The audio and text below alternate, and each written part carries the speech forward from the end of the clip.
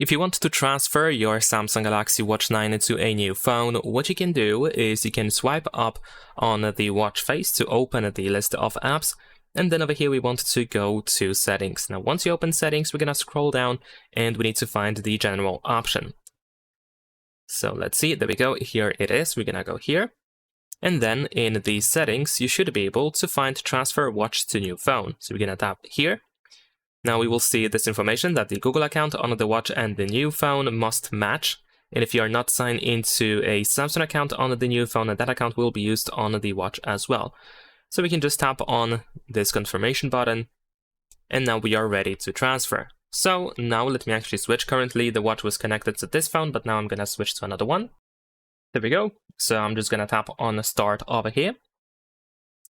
And we should be able to find our Galaxy Watch 9. So it is pretty much the same as when you set up your watch for the first time, when you try to pair it for the first time with your first smartphones. Instructions are pretty much the same, so I'm pretty sure at this point you already know what to do. So make sure that these numbers match together, and now we just need to wait for everything to be set up. And that's pretty much it. Leave a like and subscribe.